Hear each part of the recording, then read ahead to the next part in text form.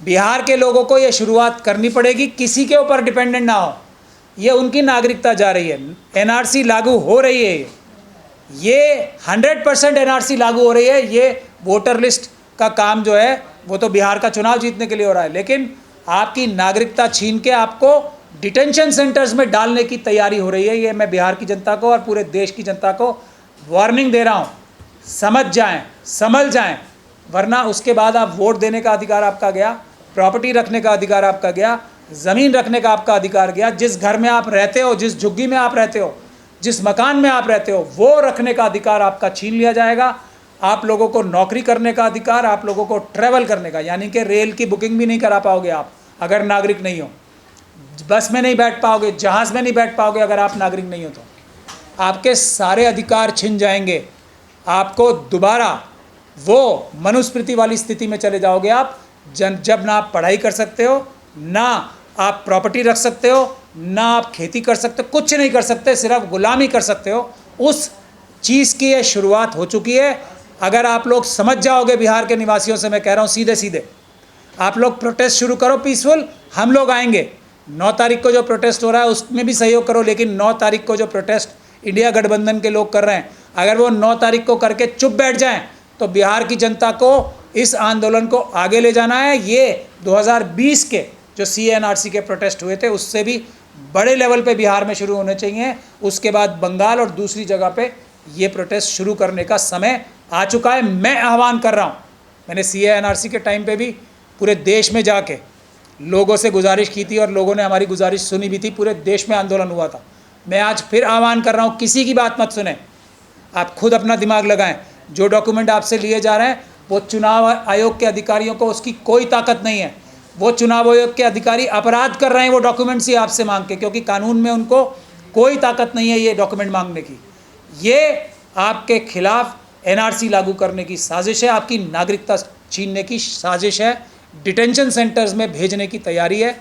जो असम में हुआ था काम वही होगा, और इसमें असम की तरह ये भी मैं बता रहा हूँ सबको, मुसलमानों का सबसे कम नुकसान होने जा रहा है इसमें। जो लोग शेड्यूल कास्ट कम्युनिटी के हैं, जो लोग शेड्यूल ट्राइब कम्युनिटी के हैं, जो लोग OBC के हैं, जो महिलाएं हैं, उनका सबसे ज़्यादा नुकसान होने जा रहा है। उनकी नागरिकता सबसे पहले जाएगी।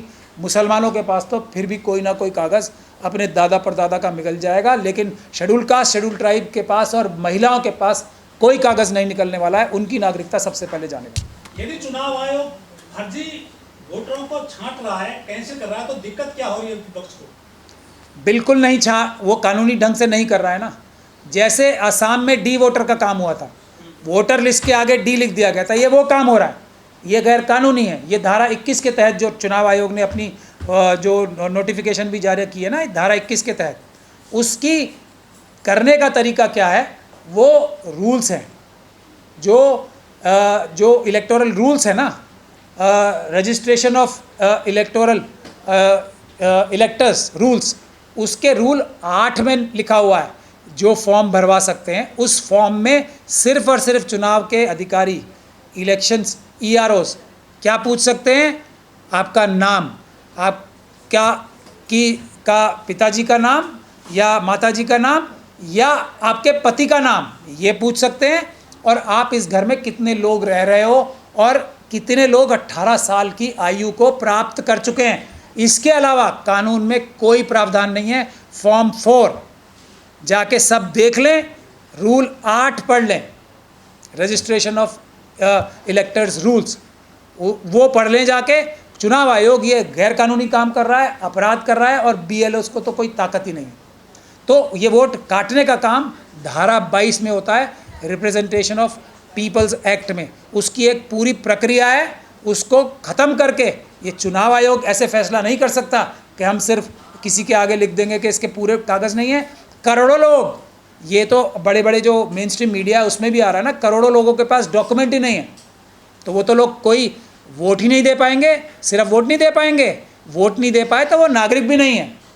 ये साजिश हो रही है, ये आसाम वाली साजिश हो रही है, जिस साजिश में 75% नॉन मुस्लिम्स पकड़े गए। कुछ मामले ऐसे भी तो हैं कि बिहार से बहुत से लोग जाते हैं काम काज के लिए, फिर वो वहीं बस जाते हैं, महाराष्ट्र में, गुजरात में, दिल्ली, गुड़गांव, फरीदाबाद में। यदि उनकी सूची फिर से नहीं बन जाएगी, जहां रहेंगे वहां वोट डालेंगे, वो क्या दिक्कत? ये देखिए, चुनाव आयोग आरएसएस और बीजेपी का वर्कर की तरह काम कर रहे हैं चुनाव आयोग के भ्रष्ट अधिकारी। ये प्रक्रिया जो आप बता रहे हो, बेशक ऐसी प्रक्रिया सिर्फ बिहार में ही नहीं होती है, हर प्रदेश में होती है। और हर प्रदेश में जो इलेक्टोरल रोल ऑफिसर्स हैं वो इस काम को साल भर करते रहते हैं।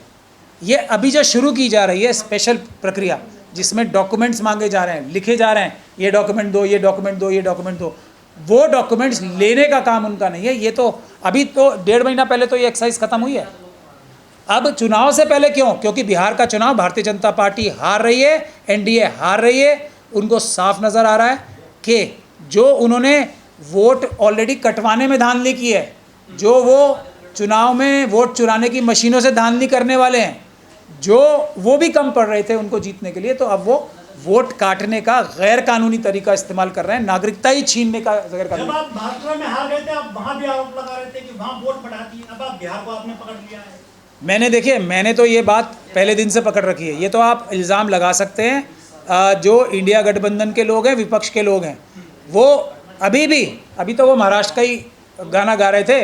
वो तो हम लोगों ने बिहार की तरफ उनको ज़बरदस्ती कह के, और मैंने चिट्ठी भी लिखी है, अभी मैंने एक चिट्ठी लिख दी है विपक्ष के सारे नेताओं को कि बिहार में भी चुनाव जो है, चुनाव आयोग वो चुनाव की प्रक्रिया कानूनी हिसाब से कराए।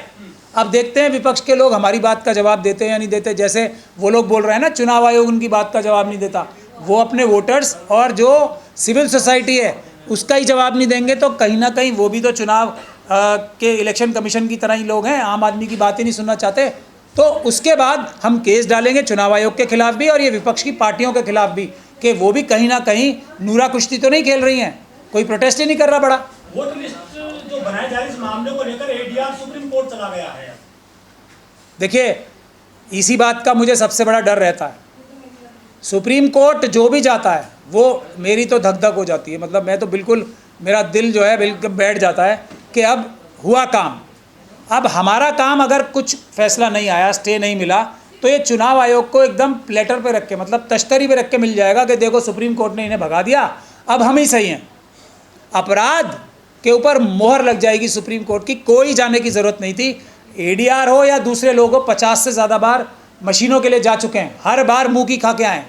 हम लोग जो जीत रहे हैं केस, ये उनका मुश्किल काम हो जाएगा, ये मुझे मानना है। लेकिन एडीआर भी ये सोचती है कि सुप्रीम कोर्ट है तो चले ही जाएं, हमारे पास तो वकील हैं, और जाके नुकसान ज़्यादा होता है, फ़ायदा मुझे एक भी केस में आज तक नज़र नहीं आया है। इस केस में भी मुझे सबसे बड़ा खतरा ये है कि सुप्रीम कोर्ट ने अगर स्टे नहीं दिया, डिसमिस भी नहीं किया, नोटिस कर दिया और स्टे नहीं हुआ, तो हम लोग जो हम कार्रवाई कर रहे हैं वो भी और ज़्यादा मुश्किल हो जाएगी। ये लड़ाई सड़क पे होनी है, ये एनआरसी की लड़ाई है, ये देश के वोटर्स के अधिकार की लड़ाई है। ये लड़ाई सड़क पे होनी है। जो कोर्ट में केस डालने हैं वो पहले नीचे डालने चाहिए, जैसे हमने ऑलरेडी केस डाल ही रखा है, जनवरी से डाल रखा है इस चीज़ को बिहार में रोकने के लिए।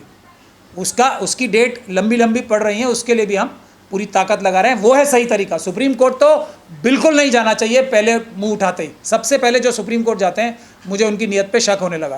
तो वोट का जो अधिकार मात्र संविधान में बाबा साहब ने दिलवाए थे, क्या उस पर चोट मारी जा रही है? सरकारों के द्वारा तानाशाही दिखाई जा रही है, उसको छीना जा रहा है। बाबा साहब ने सबसे बड़ा अधिकार ये देश का मालिक बनाने के लिए, देश का राजा बनाने के लिए, सबको बराबर का यही वोट का अधिकार दिया था ना, ये छीनने का एक और तरीका इस्तेमाल हो रहा है। वो वोट ही छीनना है जो बाबा साहब ने दिया था। कि पहले नोटबंदी हुई थी, वोटबंदी की जाएगी बिहार में, और वोटों की लूट खुलेआम होगी, वो भी आप लोग देख लें।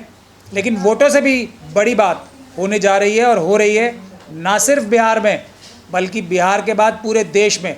जो सीए एनआरसी को इम्प्लीमेंट कराने से देश के लोगों ने जो प्रोटेस्ट करके सीए एनआरसी के पूरे देश में रोका था, वो एनआरसी की प्रक्रिया शुरू हो चुकी है पूरे देश में बिहार के साथ। मैं बिहार के निवासियों को ये आह्वान कर रहा हूँ कि आप लोग अगर सड़क पे नहीं आएंगे पीसफुल प्रोटेस्ट करने के लिए, जैसे 2020 में आप लोगों ने किए पूरे देश में,